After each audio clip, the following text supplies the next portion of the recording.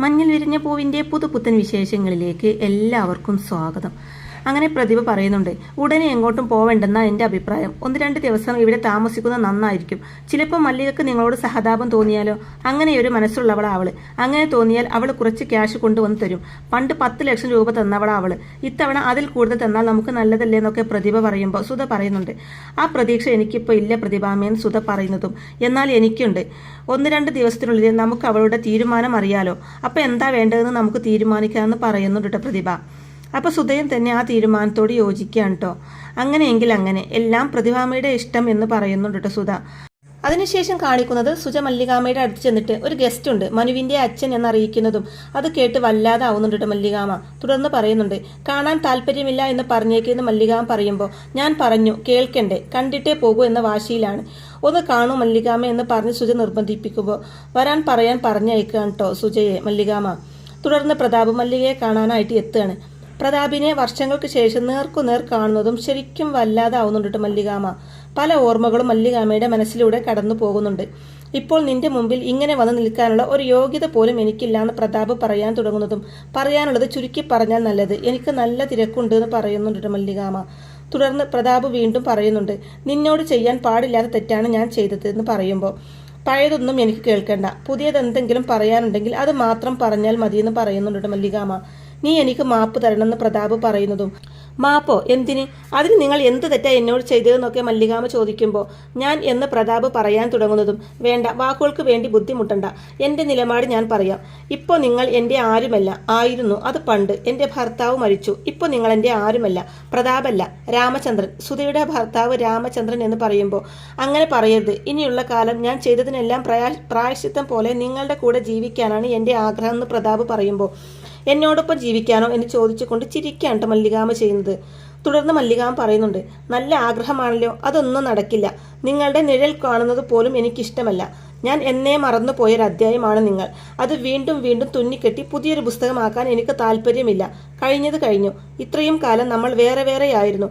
ഇനിയും അങ്ങനെ തന്നെ മതി. ഭർത്താവ് മരിച്ച് ഞാൻ മകന് വേണ്ടി ജീവിച്ചു, നിങ്ങൾ മറ്റൊരു ജീവിതം ജീവിച്ചു. ഇനിയും നിങ്ങൾ ആ ജീവിതം തുടർന്ന് ജീവിക്കുന്നത് തന്നെയാണ് നല്ലത് എന്ന് മല്ലികാമ തന്റെ നിലപാട് വ്യക്തമാക്കാണ്ട് ചെയ്യുന്നത്. എന്നോട് ക്ഷമിച്ചു എന്ന വാക്കെങ്കിലും പറഞ്ഞൂടെ എന്ന് പ്രതാപ് ചോദിക്കുമ്പോൾ ക്ഷമിക്കാനോ ഞാനോ? ഞാൻ നിങ്ങളോട് ക്ഷമിച്ചാൽ ദൈവം പോലും എന്നോട് പൊറുക്കില്ല. മരിച്ചു എന്ന് കള്ളക്കഥ ഉണ്ടാക്കി മറ്റൊരു ജീവിതം ജീവിച്ച നിങ്ങളോട് ഞാൻ ക്ഷമിക്കണമല്ലേ? നടക്കില്ല. ഇറങ്ങിപ്പോകൂ എന്ന് ഞാൻ പറയുന്നില്ല, അതെന്റെ മര്യാദയല്ല. എനിക്ക് നല്ല തിരക്കുള്ള ദിവസമായി ഇന്ന്.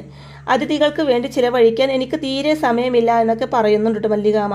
അപ്പൊ പ്രതാപ് പറയുന്നുണ്ട്, ഞാൻ പോവാണ്, ഇനി ഒരിക്കലും കണ്ടൂന്ന് വരില്ല എന്ന് പറയുമ്പോൾ കാണരുത്, ഓർക്കാൻ പോലും ഇഷ്ടപ്പെടാത്ത ഒരു പൂർവ്വകഥ ഒരിക്കലും എൻ്റെ മുമ്പിൽ വരരുത്. എൻ്റെ ഭർത്താവ് മരിച്ചു, നിങ്ങളെന്ന വ്യക്തിയെ എനിക്കറിയില്ല, അറിയേണ്ട ആവശ്യവുമില്ല എന്ന് പറഞ്ഞുകൊണ്ട് പ്രതാപിന്റെ നേരെ പൊട്ടിത്തെറിക്കേണ്ട മല്ലികാമ ചെയ്യുന്നത്. അങ്ങനെ പ്രതാപ് അവിടുന്ന് പോയതിനു ശേഷം മല്ലികാമയ്ക്കാണെങ്കിൽ ചെറിയ വിഷമൊക്കെ തോന്നുന്നുണ്ട് കേട്ടോ. അതിനുശേഷം സുജ വന്നിട്ട് എന്ത് പറഞ്ഞു മല്ലികാമയും ചോദിക്കുമ്പോൾ മല്ലികാമ പറയുന്നുണ്ട്, ക്ഷമിക്കണം പോലും. ക്ഷമിക്കാൻ രാമചന്ദ്രൻ എന്നോട് തെറ്റൊന്നും ചെയ്തിട്ടില്ലല്ലോ, പ്രതാപ് ചെയ്തിട്ടുണ്ട്. തെറ്റ് ചെയ്ത ആ പ്രതാപ് മരിച്ചു, പിന്നെ എന്തിനാണ് ഞാൻ രാമചന്ദ്രനോട് ക്ഷമിക്കുന്നത് എന്ന് പറയുന്നുണ്ട് മല്ലികാമ. വിഷമത്തോടെയാണ് ഇറങ്ങിപ്പോയതെന്ന് സുജ പറയുന്നതും സുജയെ ദേഷ്യത്തോടെ നോക്കുന്നുണ്ട് കേട്ടോ. സുജ, നിനക്ക് വേറെ എന്തെങ്കിലും പറയാനുണ്ടോ? ഇല്ലെങ്കിൽ നമുക്ക് ഈ സംസാരം ഇവിടെ വെച്ച് നിർത്താമെന്ന് ദേഷ്യം അടക്കി പിടിച്ചുകൊണ്ട് പറയുന്നുണ്ട് കേട്ടോ മല്ലികാമ. അതിനുശേഷം മല്ലികാമയും സുജയും കാറിൽ പോയിക്കൊണ്ടിരിക്കുമ്പോൾ ആ കാർ തടഞ്ഞു നിർത്തുകയാണ് പ്രതിഭ. അപ്പോൾ ഉടനെ തന്നെ മല്ലികാമയും സുജയും കൂടി കാറിൽ നിന്ന് ഇറങ്ങുന്നുണ്ട്. എന്താ പ്രതിഭ, ഈ പൊതുവഴിയിലെ കാറൊക്കെ തടഞ്ഞെന്ന് മല്ലികാമ പറയുന്നതും പ്രതിഭ പറയുന്നുണ്ട്, അവരെ ഞാൻ പിടിച്ചു നിർത്തിയിരിക്കുകയാണ്, സുധയെയും രാധാമണിയെയും പ്രതിഭ പറയുമ്പോൾ എന്തിനാണാവോ പിടിച്ചു നിർത്തിയിരിക്കുന്നത് ചോദിക്കുന്നുണ്ട് മല്ലികാമ. അല്ല, നീ നല്ലവളാണല്ലോ എന്ന് പ്രതിഭ പറയുന്നതും ആര് പറഞ്ഞു ഞാൻ നല്ലവളാണെന്ന്? ഞാൻ നല്ലവളേ അല്ല എന്ന് പറഞ്ഞതിന് ശേഷം ആണോ സുജ, ഞാൻ നല്ലവളാണോ എന്ന് സുജയോടായിട്ട് ചോദിക്കുമ്പോൾ ഒരിക്കലും അല്ല, നല്ലവളല്ലെന്ന് മാത്രമല്ല ദുഷ്ടയും കൂടിയാണെന്ന് സുജ ആവേശത്തോടെ പറയുന്നതും അതെപ്പോഴും ചോദിക്കുന്നുണ്ട് മല്ലികാമ. അതെ, ഞാനൊരു ആവേശത്തിന് പറഞ്ഞതാണെന്ന് പറയുന്നുണ്ട് സുജ. എന്റെ പൊന്നു മല്ലികെ, പാവങ്ങളാ, ജീവിക്കാൻ ഒരു വഴിയുമില്ല, എന്തെങ്കിലും ഒക്കെ കൊടുത്തു വിട്ടാൽ പുണ്യം കിട്ടുന്നൊക്കെ ദയനീയതയോടെ പ്രതിഭ പറയുന്നതും മല്ലികാമ പറയുന്നുണ്ട്. പണ്ടൊരിക്കൽ ഞാൻ പറഞ്ഞതാ, പുണ്യമൊന്നും എനിക്ക് വേണ്ടാന്ന് പറയുന്ന മല്ലികാമയോട് നീ അങ്ങനെ പറയല്ലേ, എന്തെങ്കിലും ഒന്ന് കൊടുക്കണം. ഒന്ന് ആലോചിച്ചാൽ അവരെന്ത് തെറ്റാ ചെയ്തത്? നീയും തെറ്റ് ചെയ്തിട്ടില്ല, ചെയ്തത് മുഴുവൻ പ്രതാപേട്ടനാ. നിങ്ങൾ രണ്ടുപേരും പ്രതാപേട്ടൻ ചെയ്ത തെറ്റിന്റെ ഇരകളാണെന്നൊക്കെ പറയുന്നുണ്ട് പ്രതിഭ. ദേ, പോയിട്ട് എനിക്ക് അത്യാവശ്യമുണ്ട്, വേറൊന്നും നിനക്ക് പറയാനില്ല എന്നുണ്ടെങ്കിൽ ഈ മീറ്റിംഗ് ഇവിടെ അവസാനിപ്പിക്കുന്നതാണ് നല്ലതെന്ന് പറയുന്നുണ്ട് മല്ലികാമ. എനിക്ക് പോയിട്ട് വേറെ അത്യാവശ്യം ഒന്നുമില്ലാന്ന് പ്രതിഭ പറയുന്നതും അയ്യോ നിനക്കുണ്ടാവില്ല, നീ ഇപ്പോൾ തേരാപ്പാര നടക്കില്ലേ? ഞാൻ അങ്ങനെയല്ലല്ലോ എന്ന് മല്ലികാമ പറയുമ്പോൾ, ഞാൻ വേണമെങ്കിൽ നിന്റെ കാല് പിടിക്കാം, എന്തെങ്കിലും അവർക്ക് കൊടുക്കണം എന്നൊക്കെ പ്രതിഭ വീണ്ടും പറയുന്നതും, കൊടുക്കണമെന്ന് മല്ലികാമ തിരിച്ചു ചോദിക്കുമ്പോൾ കൊടുക്കണമെന്ന് പറയുന്നുണ്ട് പ്രതിഭ.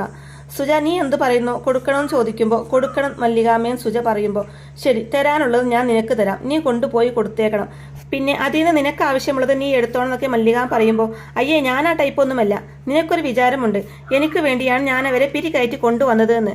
ഒരിക്കലുമല്ല, നമുക്കൊന്നും കിട്ടിയില്ലെങ്കിലും മറ്റുള്ളവർ രക്ഷപ്പെടണം, അത്രയേ ഉള്ളൂ എനിക്ക് എന്ന് പ്രതിഭ പറയുമ്പോൾ, എന്നാൽ തരട്ടെ എന്ന് മല്ലികാമ ചോദിക്കുന്നതും സന്തോഷത്തോടെ തന്നോളൂ എന്ന് പ്രതിഭ പറയുന്നതും പ്രതിഭയുടെ കാരണക്കുറ്റി നോക്കി ഒന്ന് പൊട്ടിക്കുന്നുണ്ട് മല്ലികാമ. ഇത് നിനക്ക് എന്ന് പറഞ്ഞുകൊണ്ട് തുടർന്ന് ആങ്ങി ഓങ്ങി ഒരെണ്ണം കൂടെ പൊട്ടിക്കുന്നുണ്ട് കേട്ടോ. എന്നിട്ട് പറയുന്നുണ്ട്, ഇത് സുധക്ക് 2 എണ്ണം തന്നത് എന്തിനാണെന്നറിയോ? നിനക്ക് തർക്കമില്ലാതിരിക്കാനാ. ഇനി ഇത് മതിയായി എന്നുണ്ടെങ്കിൽ ഇപ്പോൾ ഇവിടെ വെച്ച് നിർത്താം, അല്ല ഇനി ഇത് പോരാ എന്നുണ്ടെങ്കിൽ പിന്നെയും തരാമെന്ന് പറഞ്ഞ് മല്ലികാമ വീണ്ടും അടിക്കാൻ കയ്യോങ്ങുന്നതും, നീ അനുഭവിക്കും എടി എന്ന് പറയുന്ന പ്രതിഭയോട് മല്ലികാമ പറയുന്നുണ്ട്, മര്യാദക്ക് പോയിക്കോ എൻ്റെ മുമ്പിൽ നിന്ന്, എന്നെ കോടതി കയറ്റിട്ട് സഹായിക്കണമല്ലേ? ഇല്ലടി, നീയൊന്നും എൻ്റെ കയ്യിൽ നിന്ന് പ്രതീക്ഷിക്കേണ്ട. പുഴയിൽ വഞ്ചി ഉണ്ടാക്കി ഒഴുക്കി കളഞ്ഞാലും നിനക്കൊന്നും 1 രൂപ പോലും ഞാൻ തരത്തില്ല. ഇനി ഇതുപോലെ എന്തെങ്കിലും പറഞ്ഞ് എൻ്റെ മുമ്പിലോട്ട് വന്നാൽ ചവിട്ടി കൂട്ടും ഞാൻ എന്ന് പറഞ്ഞിട്ട് മല്ലികാമയും സുജിയും കൂടി കാറിൽ കയറി അവിടെ നിന്നും പോവാണ് കേട്ടോ. അതിനുശേഷം കാണിക്കുന്നത് മല്ലികാമയാണെങ്കിൽ എന്തൊക്കെയോ ആലോചിച്ചുകൊണ്ടിരിക്കുകയാണ് കേട്ടോ. അപ്പോൾ അത് കണ്ട് സുജിയും ചിത്രിയും നിരഞ്ജനയും കൂടി അങ്ങോട്ടേക്ക് വരുന്നുണ്ട്. അച്ഛമ്മ എന്താ ഈ ആലോചിച്ച് കൂട്ടുന്നതും ചിത്രി ചോദിക്കുമ്പോൾ ഒന്നുമില്ല എന്ന് പറയുന്നുണ്ട് മല്ലികാമ. അങ്ങനെയൊന്നുമല്ല, അച്ഛമ്മയ്ക്ക് നല്ല വിഷയമുണ്ട്. ഞാൻ പറയട്ടെ അച്ഛമ്മയുടെ മനസ്സിൽ എന്താണെന്ന്? തല്ലണ്ടായിരുന്നു എന്നല്ലേ ഉള്ളിൽ തോന്നുന്നതും ചിത്ര പറയുന്നതും. ഒരിക്കലുമല്ല, തല്ലിയത് കുറഞ്ഞു പോയോ എന്നാണ് ഞാൻ ആലോചിക്കുന്നത്. 1-2 കൂടെ കൊടുക്കേണ്ടതായിരുന്നു. എന്നാലും മോളുടെ അച്ഛമ്മ നന്നാവാൻ പോകുന്നില്ല, അവൾക്ക് അവളാകാനല്ലേ പറ്റൂന്ന് പറയുന്നുണ്ട് മല്ലികാമ നിരഞ്ജനയോടായിട്ട്. എല്ലാം കഴിഞ്ഞില്ലേ, ഇനി എന്ത് ചെയ്യും എൻ്റെ അച്ഛമ്മ? നിരഞ്ജന പറയുന്നതും, അതെ, ഇനി പ്രതിഭാമ എന്തു ചെയ്യും? കയ്യിൽ വലിയൊരു ബോംബുണ്ടായിരുന്നു, സുധയും രാധാമണിയും. അത് വെറും ഒരു നനഞ്ഞ പടക്കമാണെന്ന് എല്ലാവർക്കും മനസ്സിലായി. ഇനിയിപ്പോൾ പ്രതിഭാമ എന്ത് ചെയ്യുന്നൊക്കെ സുജയൻ ചോദിക്കുമ്പോൾ, കൊള്ളാം, അവൾ പുതിയതെന്തെങ്കിലും കണ്ടുപിടിക്കും, എന്നെ തകർക്കുക എന്നുള്ളതാണല്ലോ അവളുടെ ലക്ഷ്യം. ഇത്രയും കാലം പല വഴികളിലൂടെ അവൾ അതിന് ശ്രമിച്ചു, നടന്നില്ല. ഒടുക്കം സുധിയും മനുവിൻ്റെ അച്ഛനും. ആദ്യം ഞാനൊന്ന് പതറി, പിന്നെ അതങ്ങ് മാറി. എൻ്റെ ഭാഗത്ത് സത്യമുണ്ടെന്ന് കോടതിക്ക് മനസ്സിലായി എന്ന് പറയുന്നുണ്ട് മല്ലികാമ. അപ്പോൾ സുജ പറയുന്നുണ്ട്, മനുവിൻ്റെ അച്ഛൻ കോടതിയിൽ നുണ പറയാതിരുന്നത് കൊണ്ടല്ലേ കേസ് നമുക്ക് ജയിക്കാനായത്. ഈ എസ്റ്റേറ്റ് വാങ്ങാൻ തൻ്റെ പണം ഉപയോഗിച്ചിട്ടുണ്ടെന്ന് അദ്ദേഹം പറഞ്ഞിരുന്നെങ്കിൽ അത് പ്രശ്നമായിരുന്നില്ലേ എന്നൊക്കെ സുജ പറയുന്നതും, അങ്ങനെ പറഞ്ഞിരുന്നെങ്കിലും ഞാൻ തന്നെ ഈ കേസ് ജയിച്ചേനെ. പറഞ്ഞാൽ പോരല്ലേ സുജ, തെളിവ് വേണ്ടേ? അന്നത്തെ അദ്ദേഹത്തിൻ്റെ ബാങ്ക് പാസ്ബുക്കിൻ്റെ കോപ്പി ഞാൻ ഹാജരാക്കിയിരുന്നു. അതിൽ കാണാലോ ബാങ്ക് ബാലൻസ് എത്രയുണ്ടെന്ന്. കോടതിയെ തെറ്റിദ്ധരിപ്പിക്കാനൊന്നും പറ്റില്ല സുജ, അതത്ര എളുപ്പമുള്ള കാര്യമൊന്നുമല്ല. എന്തായാലും എനിക്കധികം പണിയെടുക്കേണ്ടി വരില്ല. മനുവിൻ്റെ അച്ഛന് വന്ന് സത്യം വെളിപ്പെടുത്തിയത് കൊണ്ട്.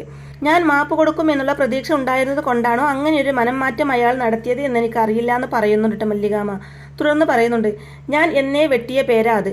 കാലം ഇത്രയായി, എപ്പോഴെങ്കിലും അദ്ദേഹത്തെക്കുറിച്ച് നിങ്ങൾ ആരോടെങ്കിലും ഞാൻ പറഞ്ഞിട്ടുണ്ടോ? എൻ്റെ മനസ്സിനെ സ്പർശിക്കാൻ ഒരിക്കൽ പോലും അദ്ദേഹത്തിന് പറ്റിയിട്ടില്ല സുജ. ഒരു നുണയിൽ നിന്നും മറ്റൊരു നുണയിലേക്ക് കൂട് വിട്ട് കൂടുമാറുന്ന ഒരു പ്രകൃതം, അതായിരുന്നു മനുവിൻ്റെ അച്ഛൻ്റേത്. എല്ലാം മറക്കാൻ ശ്രമിക്കുക, നിങ്ങളായിട്ട് ഒന്നും എന്നെ ഓർമ്മിപ്പിക്കരുത് എന്ന് പറയുന്നുണ്ട് കേട്ടോ. തുടർന്ന് ഓർമ്മിപ്പിക്കുവാൻ ചിത്തിരയോടായിട്ട് ചോദിക്കുമ്പോൾ, ഇല്ല അച്ഛമ്മയെന്ന് പറയുന്നുണ്ട് ചിത്തിര. എന്നോട് ആരും സഹതിപ്പിക്കുകയും ചെയ്യരുത്, അതും എനിക്ക് ഇഷ്ടമല്ല. ഇതൊന്നും ഞാനായിട്ട് വരുത്തി വെച്ചതല്ല. എന്തെങ്കിലും എനിക്ക് നഷ്ടപ്പെട്ടിട്ടുണ്ടെങ്കിൽ അതിൻ്റെ പേരിൽ എനിക്ക് ഒരു സങ്കടവുമില്ല. എന്നെ ഞാനാക്കിയ കുറേ ജീവിത സന്ദർഭങ്ങളുണ്ട്.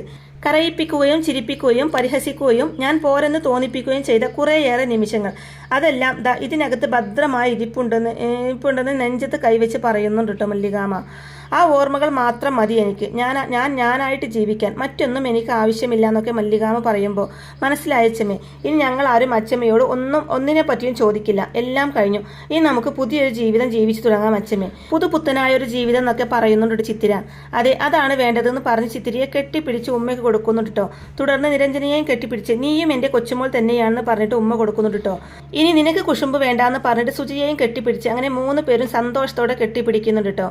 അതിനുശേഷം കാണിക്കുന്നത് ഇവിടെ സുധയും രാധാമണിയും കൂടെ പോകാനുള്ള ഒരുക്കത്തിലാണ് കേട്ടോ. എന്തെല്ലാം പ്രതീക്ഷകളായിരുന്നു ഇങ്ങോട്ട് വരുമ്പോൾ, എല്ലാം പോയി എന്ന് സുധ പറയുമ്പോൾ, നമ്മൾ തമിഴ്നാട്ടിലേക്ക് തന്നെയാണോ അമ്മയെ പോകുന്നതെന്ന് രാധാമണി ചോദിക്കുന്നതും, അവിടെയാണല്ലോ ഇത്രയും കാലം നമ്മൾ ജീവിച്ചതെന്ന് പറയുന്നുണ്ട് സുധ. അല്ലമ്മേ, അവിടെ ചെന്ന കടക്കാരെന്ന് രാധാമണി പറയാൻ തുടങ്ങുന്നതും സുധ പറയുന്നുണ്ട്, അച്ഛൻ ജീവനോടെ ഉണ്ടല്ലോ, അച്ഛനോട് തന്നെ വാങ്ങിക്കാൻ പറ ക്യാഷ്. നമ്മൾ ആരുടെ അടുത്തൊന്നും ഒരു ചില്ലി ക്യാഷ് പോലും വാങ്ങിച്ചിട്ടില്ല. എല്ലാം ചെയ്തു വെച്ചത് നിന്റെ അച്ഛന് ഒരുത്തന. അപ്പോൾ അങ്ങേർക്ക് മാത്രമേ അതിന് ഉത്തരവാദിത്വമുള്ളൂ എന്ന് പറയുന്നുണ്ട് സുധ. ഈ ന്യായമൊക്കെ കടക്കാർക്ക് മനസ്സിലാവുമെന്ന് തോന്നുന്നില്ല എന്ന് രാധാമണി പറയുന്നതും വേണ്ട മനസ്സിലാവണ്ട, എൻ്റെ കയ്യിൽ ക്യാഷില്ല, പിന്നെ ഞാൻ എവിടെ നിന്ന് എടുത്ത് കൊടുക്കുമെന്ന് ചോദിക്കുന്നുണ്ട് സുധ. തുടർന്ന് പറയുന്നുണ്ട്, നിന്റെ മനസ്സിലുള്ളത് എന്താണെന്ന് എനിക്കറിയാം, വേറെ എവിടേക്കെങ്കിലും പോവാമെന്നല്ലേ. എടി അത് പറയാൻ എളുപ്പം, ചെയ്യാൻ വലിയ ബുദ്ധിമുട്ടുള്ള കാര്യം. ഒരു പുതിയ സ്ഥലത്ത് ചെല്ലുമ്പോൾ നമ്മൾ പല പ്രശ്നങ്ങളും നേരിടേണ്ടി വരും. നമ്മൾ സ്ത്രീകളാണ്, അതിൻ്റെതായിട്ടുള്ള ബുദ്ധിമുട്ടുകൾ ധാരാളം ഉണ്ടാകും എന്നൊക്കെ പറയുന്നുണ്ട് കേട്ടോ. അപ്പോൾ അതേസമയം ആരോ ഡോറ് വന്ന് മുട്ടുമ്പോൾ അപ്പോൾ ഡോറ് തുറന്ന് നോക്കിയിട്ട് ഓ നീയായിരുന്നോ ശംസീറ എന്ന് പറയുന്നുണ്ട് സുധ. തുടർന്ന് അയാൾ പറയുന്നുണ്ട്, ഡാം കാണാൻ പോകുന്നുണ്ടെങ്കിൽ ഇന്ന് പോണ്ട, അല്ല വേറൊന്നും കൊണ്ടല്ല, ആരോ ഡാമിൽ ചാടി ചത്തു, ആ ബോഡി എടുക്കണം, അതിനു വേണ്ടി അടച്ചിട്ടിരിക്കുകയാണെന്ന് പറയുമ്പോൾ ആരാ ആളെന്ന് സുധ തിരിച്ചു ചോദിക്കുമ്പോൾ അതറിയില്ല, ഇവിടെയുള്ള ആളല്ല എന്ന് പറയുന്നുണ്ട്. അല്ലെങ്കിലും പുറത്തുള്ളവരാ കൂടുതലും ചാവാൻ വേണ്ടി ഇങ്ങോട്ട് വരുന്നതും പറയുന്നുണ്ട് ഷംസീർ. മരിച്ചത് സ്ത്രീയോ പുരുഷനോ സുധ ചോദിക്കുന്നതും പുരുഷൻ എന്ന് പറയുന്നുണ്ട് ഷംസീർ. അപ്പോൾ ആ ഒരു വാർത്ത കേട്ട് സുധ അങ്ങനെ ആകെ തകർന്നു പോകുന്നുണ്ട് കേട്ടോ.